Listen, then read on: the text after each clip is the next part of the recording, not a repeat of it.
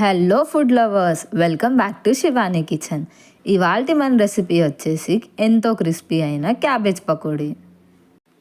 అలా చల్లగా వర్షం పడుతుంటే ఇలా వేడివేడిగా పకోడీ తింటే ఎంత బాగుంటుందో చెప్పండి.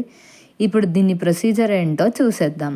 ఒక మిక్సింగ్ బౌల్లో 250 గ్రామ్స్ సన్నగా తరిగి బాగా కడిగేసి పెట్టుకున్న క్యాబేజీ తరుగు వేసి అందులో బైండింగ్ కోసం 1 మీడియం సైజ్ ఆనియన్, సన్నగా తరిగి పెట్టుకున్న 4 పచ్చిమిర్చి ముక్కలు, తగినంత కారం, టేస్ట్కి సరిపడా ఉప్పు వేసుకోవాలి.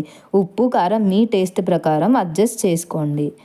ఇప్పుడు ఇందులోకి 4 స్పూన్స్ శనగపిండి, 2 స్పూన్స్ బియ్యం పిండి వేసుకోవాలి బైండింగ్ కోసం. పిండిని మాత్రం అడ్జస్ట్ చేస్తూ కొద్ది కొద్దిగా వాటర్ వేస్తూ పకోడీ పిండిలాగా కలుపుకోండి. ఇప్పుడు ఈ మిశ్రమాన్నంతా బాగా కలుపుకోవాలి. ఇంగ్రీడియంట్స్ అన్నీ బాగా మిక్స్ అయ్యేలాగా కారం, ఉప్పు, పిండి అంతా బాగా మిక్స్ చేసుకోవాలి. ఇదే టైంలో మీకు పిండి తక్కువ అనిపిస్తే అడ్జస్ట్ చేసుకోండి. ఇప్పుడు ఇందులోకి కొద్ది కొద్దిగా వాటర్ వేస్తూ బాగా మిక్స్ చేసుకోవాలి. ఇలా కలిపి పెట్టుకున్న పిండిని రెస్ట్ ఇవ్వాల్సిన అవసరం ఏమీ లేదు, డైరెక్ట్గా పకోడీ వేసుకోవడమే. ఇప్పుడు స్టవ్ ఆన్ చేసి బాండీ పెట్టుకొని అది వేడయ్యాక డీప్ ఫ్రైకి సరిపడా ఆయిల్ వేసుకొని ఆయిల్ని కూడా బాగా వేడి చేసుకొని ఇప్పుడు ఇందులోకి చేతి నిండా పిండి తీసుకొని పకోడీల్లాగా వేసుకోవడమే. మంటని మాత్రం మీడియం ఫ్లేమ్లోనే ఉంచాలి, ఎందుకంటే క్యాబేజీ ఫ్రై అవ్వడానికి కాస్త టైం పడుతుంది. ఒక 4 నుంచి 5 నిమిషాల వరకు టైం పడుతుంది.